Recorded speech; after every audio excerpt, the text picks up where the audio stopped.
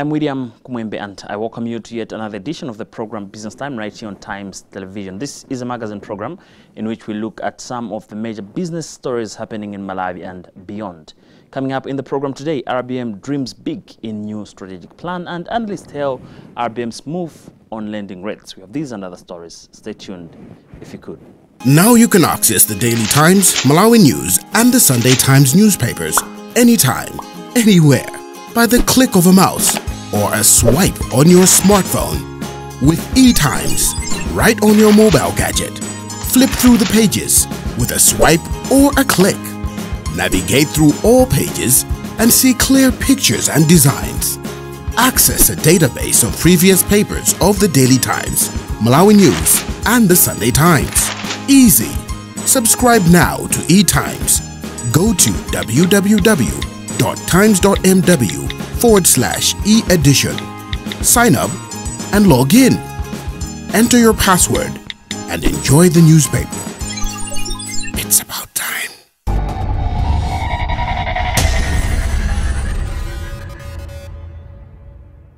In our first story today, the Reserve Bank of Malawi on Wednesday unveiled a 3-year strategic plan which seeks to guide the operations of the bank from 2019 to 2021. RBM Chairman Dali Kabambe said the new plan would, among other things, help the economy to achieve an inflation target of 5% by the first quarter of 2021. Kabambe said to achieve this, the RBM has set out its path for monetary policy and at any point it will make adjustments necessary to ensure that this objective is achieved. We have the detail in this report. Among others, in the new plan, the Reserve Bank of Malawi plans to grow export revenue through the activities of the Export Development Fund from the current $100 million a year to $600 million a year by 2021. In 2019, the number, first and foremost, based on our primary mandate, we want to ensure that inflation is kept low in a single digit and that the average inflation for 2010 we have set for ourselves of 8.5%. So our team that handles monetary policy recommendations and supports the monetary policy team, they have been given mandates or matching orders to ensure that inflation remains in single digit in 2018 and that the average should be no more than 8.5%. But also, as part of price stability, we want to continue supervising, as part of financial stability, we want to continue supervising all commercial banks. We don't want to see any more NPLs going above the 5% minimum regulatory requirement. We also want to see that the kwacha remains stable throughout 2018 and that import cover goes up from the current 3 months of import cover to around 4 months official reserves by the end of the year, and want to stick to our medium-term objective of 5% inflation by the first quarter of 2021. And we have set specific targets for each of these other developmental activities which we want to see. For instance, on the stock market, we want to see more listings there. We want to see number of bank accounts continue to increase. We want to see digital financial services going up over and above what we have achieved this year. We want to see insurance penetration going up, those people that are accessing credit through microfinance to go up. So we have set targets for each of these areas. We want to see a vibrant capital market developing in the country. We want to see a financial sector that is responsive to the needs of the private sector and that it's able to support the growth of the economy in 2019. Well, the issue of externalization of foreign exchange is very, very serious. At the moment, I gave a report sometime in, I think last year in Zomba, that we have as much as 48 cases now outstanding. We have cleared 38. We have 38 cases outstanding, and of those 38 cases, the amounts are quite large. Some of them, they are called transfer pricing cases, where people would deliberately declare their exports or imports with a view to externalize foreign exchange. The amounts are quite large. I think they are in excess of 500 billion in total of funds equivalent in dollars that we believe that been externalized. And these are the various cases that we are fighting in courts. We have given our General Counsel a target of ensuring that out of the 40 plus cases that are there, at least 10 must be cleared in 2019.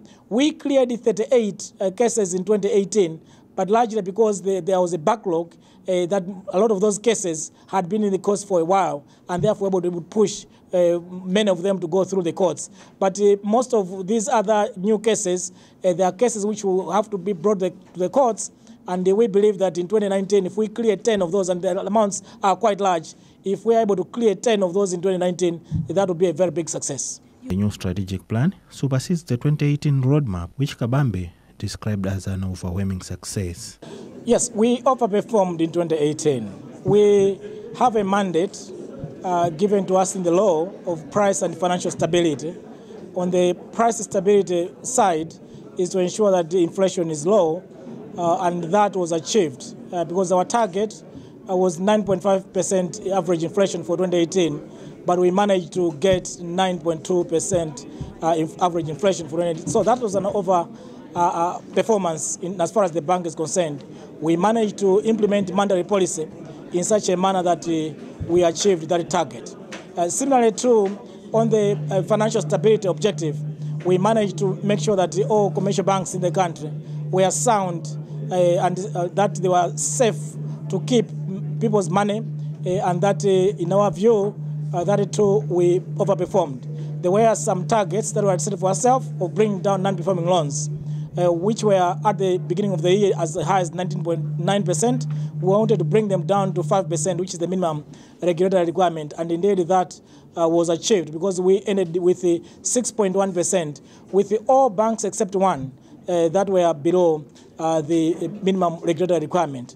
In fact, one of the banks, as I was saying, had as high as 68% at the beginning of the year, and it brought down to 1.77%, which was a resounding success. So in terms of financial stability, we saw that the banking system was sound, resilient, low NPLs, well capitalized, good liquidity conditions, good loan concentration. So that is an indicator of proper financial stability. But equally true, there were some developmental targets which we had set for ourselves to see to it that the number of bank accounts in the country increases. At the beginning, there were only 1.3 million bank accounts. We wanted to increase them to 2 million. They went up as high as we were ending the year 2018 to 2.5 million bank accounts. But equally too, there were in terms of insurance penetration, at the beginning of the year, it was 1.4%. We wanted to raise that to 2%. Indeed, we ended up with a 2.01%. In terms of diaspora remittances, to ensure that we increase the remittances that comes into the country,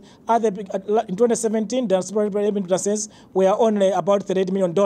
In 2018, our target was $200 million, but we managed to hit $186 million as we ended 2018.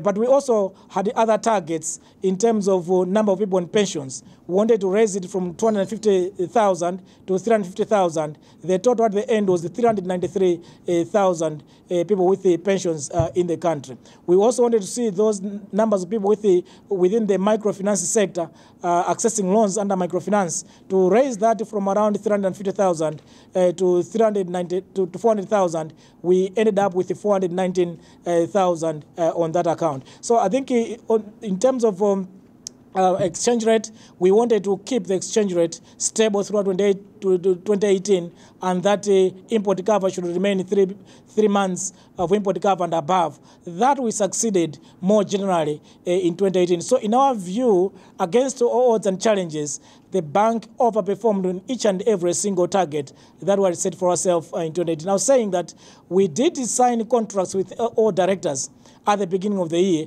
and I did ask His Excellency the President that if indeed one or two directors don't perform, we must ask them to give way if they fail at the end of the year to other people to take over their positions. We have been unable to do that because every single director performed on their targets, overperformed in many of the targets, and none of the directors failed on their targets. In that way, we have been unable to release any of our directors on account of underperformance. So in our view, 2018 was a very, very successful year. We managed to achieve what we wanted to achieve. As a matter of fact, we have a performance appraisal system which 80% of members of staff in the bank performed 90% and above. And that was extraordinary.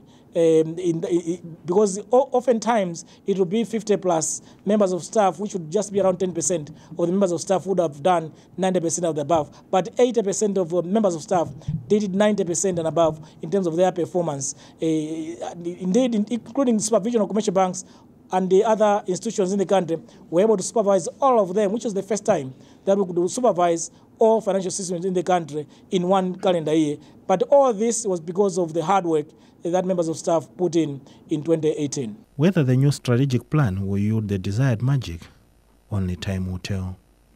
For Times in Blantyre, I'm Taonga Sabola.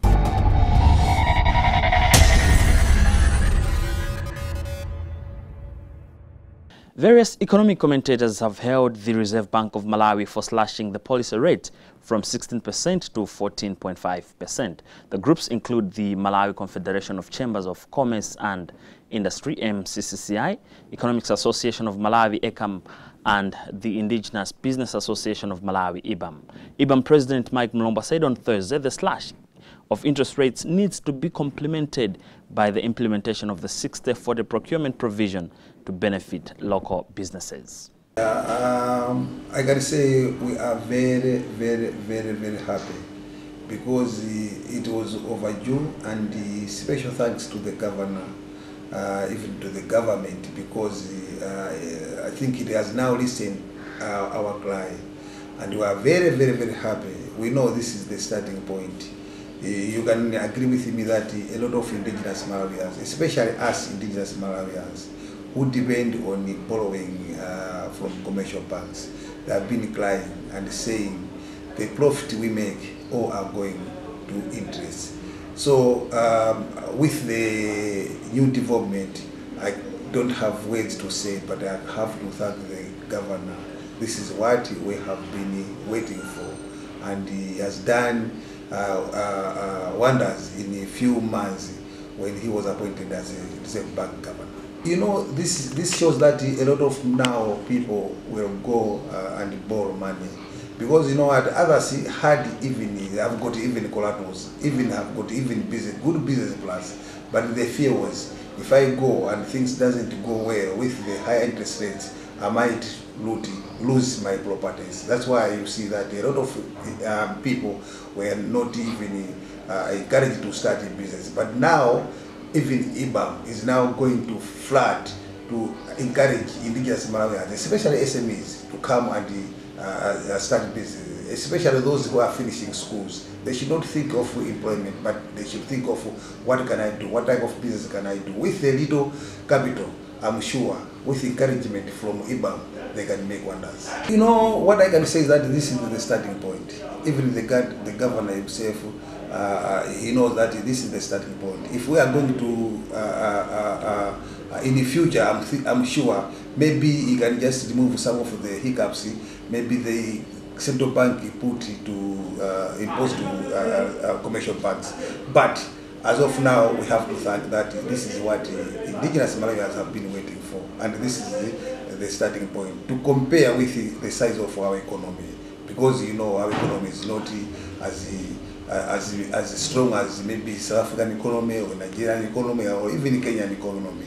But with these interest rates and to compare with our economy, we have to say no, thank you very much, Mr. Governor. What you have done, you have rescued a lot of indigenous Malawians. It's a very big relief to us, so that we can go and borrow. What is remaining now is we are waiting for an investment bank where people can borrow money and pay in 6 years, 7 years, 8 years, because what you are going to pay is minimal. Rather than maybe now it's not just on a short period that you go to commercial banks and borrow money and they tell you to pay 2 or 3 or 4 years. If you have, it is 4 years, that means you are lucky. So that's what is now remaining. We need to have now an investment bank so that SMEs can now go and borrow maybe 2 million kwacha, 4 million kwacha, and you say, oh, I'm going to pay this loan in 6 years, so that maybe even if you are going to face a lot of challenges on your way, at least you can be able to square the loan you have acquired from the commercial banks. Now the battle for interest reduction is done. Now what is remaining, you know that we also fought hard about the amendment bill, of which the president, Professor Adabina already assembled it and decided to, it's just waiting to become a bill. It's now maybe, we don't know which office the drafts form are, but as soon as they finish everything and it's become a bill, I'm sure it's going to now to be a relief, because with the low interest rates, and with the amendment bill that 60% of business is going into in the hands of indigenous Malawians, especially the SMEs. I think that's a big relief. You will see that each and every Malawian is now going to be busy lining up and down, going to other countries to do various businesses because of that bill. So that's what is remaining. I'm sure the government is going to speed up with the transactions so that this bill, amendment bill, should now start effective, because as of now, we don't know what is happening. But we are very, very happy, and we are waiting for the amendment bill to become a bill. I'm sure it can become a bill. Cabinet can meet and say now this amendment bill of 60-40% is now a bill, and each and every parastatals, even in the government or even in other companies, they're going to have a policy now that each and every business, 60% should go into the pocket of indigenous Malawians, especially SMEs. Then 40%, maybe we can compete with other people, even foreigners. That's what we call empowerment. That's what we can say, yes, we are part and parcel of the economy of this country. Otherwise, for a long time, we have been saying we are speculators, but now I don't think we can have excuses.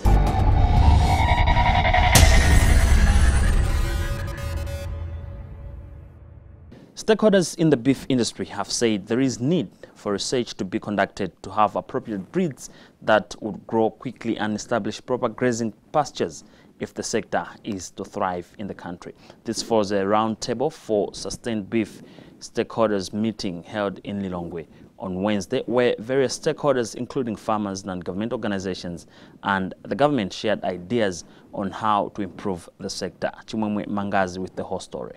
It has transpired that research institutions are not given resources to do their job, which has led to the fall of the industry.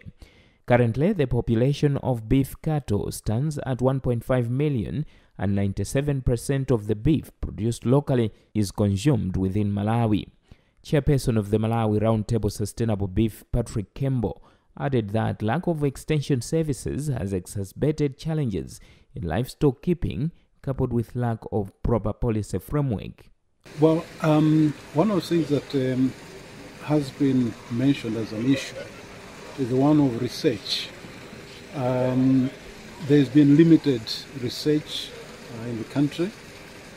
Those that should have been doing research haven't received sufficient support in terms of resources, finance in particular. It is absolutely critical that research should develop a number of things. First of all, we need to have appropriate breeds. Yeah, we've been our beef has been based on a zebu and maybe some mixtures of some sort, but not properly done. So we have to improve the breed to make sure that we have breed that will grow very quickly, that will respond appropriately to various treatments like feed and disease controls. We have to look at pasture is an issue. 90% of the livestock in the country is owned by smallholder farmers, and these graze the animals in the open, and there is no proper pasture development. So we have to look at pasture that has got to be looked at, because they have to be fed well, so that once you start feeding the animals, they grow very quickly and go to the market very quickly. But most importantly also is the area of extension service. Like our colleagues in agriculture, in livestock, it is a big issue. We don't have extension service that is supporting the beef industry. And all these are some of the strategies that we need to look at. But overall, there is the policy framework. We have to look at the various policies that government have got right now to ensure that we have appropriate policies that will aim at promoting the beef industry in the country. A livestock farmer from Zimba, Peter Maseo, concurred with Kembo, stressing that they do not know best practices of keeping livestock and they feed them on bare grounds. As such, the animals do not grow as healthy as they would want. Head of the National Agriculture Investment Program NAIB Secretariat, Nelson Mataka, said that government is committed to revive the livestock industry, witnessed by a project where they were restocking farms across the country with livestock.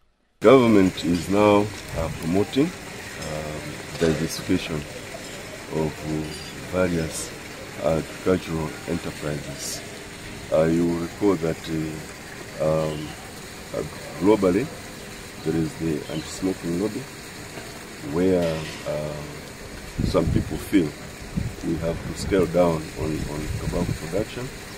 But also there are challenges that come with the climate change, where at times you have droughts, where crops can fail, or floods, and all those things as impacts.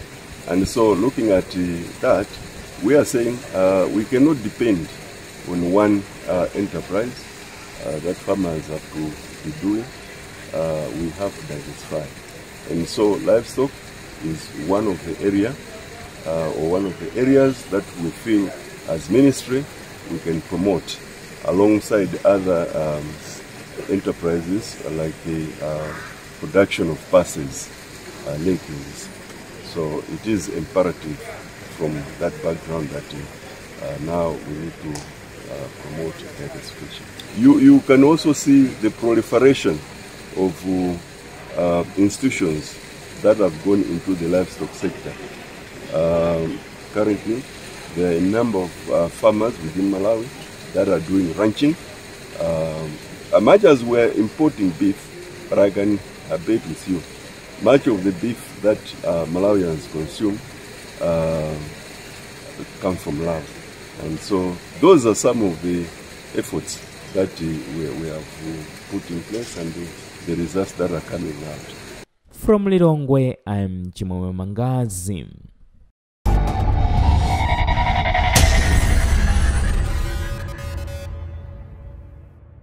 Remember, this is Business Time right here on Times Television. Still to come, UN challenges banks and microfinance institutions. We'll be right back in 60 seconds.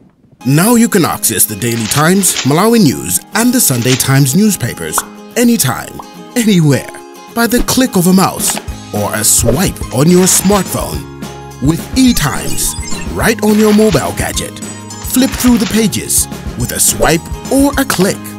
Navigate through all pages and see clear pictures and designs. Access a database of previous papers of the Daily Times, Malawi News, and the Sunday Times. Easy.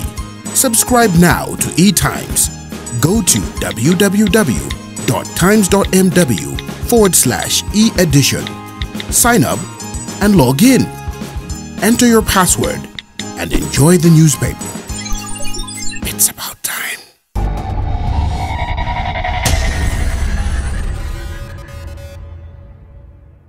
Welcome back. The United Nations has challenged banks and microfinance institutions in the country to come up with financing solutions tailored for women entrepreneurs and farmers in rural areas so that they are empowered as productive citizens of the country. This came out during an interface meeting between rural women entrepreneurs and financial service providers in Lilongwe. Chimwemwe Mangazi reports. It has transpired that women entrepreneurs from rural settings do not have access to financial services from commercial banks for failing to meet collateral requirements, and those that resort to borrowing from microfinance institutions are deprived of their property when they fail to service the loan due to high interest attached. The development is said to have forced most women to opt for informal credit and loans through village bank initiatives that do not offer enough funds for them to grow their businesses significantly. UN Women Country Representative to Malawi, Clara Anyangwe, was saddened that most loans from microfinance institutions require that the borrower has some assets, which most women do not have, and have very short payback period with high interest rates averaging 45% per annum. She added that the UN Malawi office plans to roll out the Buy From Women platform in collaboration with the Ministry of Agriculture and the Ministry of Gender. If I look at some of the services, they're not really tailored to women who live in rural areas. We have different categories of women. We have women in the urban areas, but when we look at the women who are in the rural areas, do we have services that are tailored? their needs. So this is where we still have some issues. So I'm also looking forward to the Reserve Bank in terms of regulations that put it there within the framework of the National Financial Inclusion Strategy to ensure that we have services that are tailored specifically for women. Minister of Gender, Children, Disability and Social Welfare Cecilia Jazama added that banks should seriously consider penetrating the rural masses with their services because that is where a larger population of the country lives, and implored microfinance institutions to lessen conditions of lending. Saying these services should be provided right there in the communities where the majority of the people are.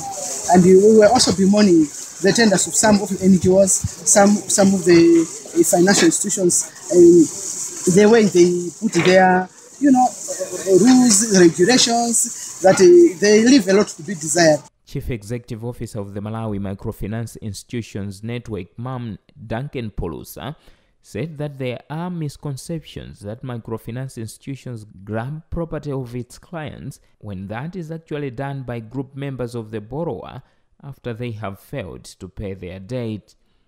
He added that microfinance institutions are regulated by the Reserve Bank and observe all necessary regulations. From Lilongwe, I am Juma.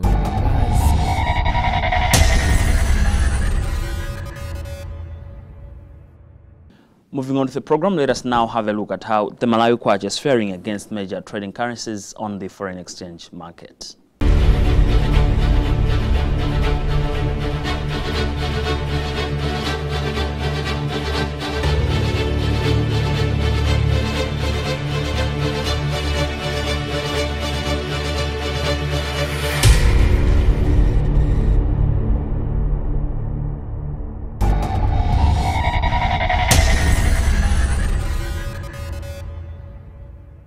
Now, in news from elsewhere, South Africa's coal mining heartland has the worst air quality in the world, according to a recent study by the environmental organization Greenpeace. The 12 large coal mines in this area make it the world's hotspot for toxic nitrogen dioxide emissions. Residents and health experts say the effects of this are ruining their health and their lives. We have the detail in this VOA report. Patrick Mdluli developed lung problems shortly after he moved to South Africa's coal mining heartland. The mines, the dust, pollution. You go to doctors, they ask you, they tell you the very same thing. Are you living next to a mine? Yes, I am. Are you living next to a dumping site? Yes, I am. South Africa's coal industry is in Mdluli's backyard. This past farming area of South Africa last year earned the unfortunate distinction of having the world's worst air quality, says Greenpeace. And it shows, says the head of one of Middelburg's main clinics. Children and adults are paying the ultimate price. When we say ultimate price is the neurocognitive loss of neurocognitive development. Children's infant mortality rate is higher in our area than other areas. Adults, heart attacks and respiratory disease are much higher. So people are paying with their lives across the board because of these pollutants in the air. Dr. Tayo blames the coal mining industry and poor governance. Residents say the coal companies have done little to improve the community. One cannot be faulted in thinking, is there some level of corruption operating in this area as well, where these big boys are getting away with murder, literally. They're literally getting away with murder. It's just a reality. I mean, I'd like somebody to come up and dispute this fact and challenge me on that. VOA contacted 3 of the area's larger coal mines for comment. None responded. Environmental activist Bafana Hlwatshwayo is lobbying to shift to a cleaner resource, the region's abundant sunshine. We are not saying we want to close down the mines. We must go the renewable energy way. So when we talk about the energy renewable way, we are saying people will manufacture solar panels inside South Africa, and they are the ones who are supposed to install the solar panels, and they are the ones who are supposed to maintain the solar panels. But that is a faraway dream from Mdluli and his neighbors, who complain unemployment is high and all of them, including the children, have health problems.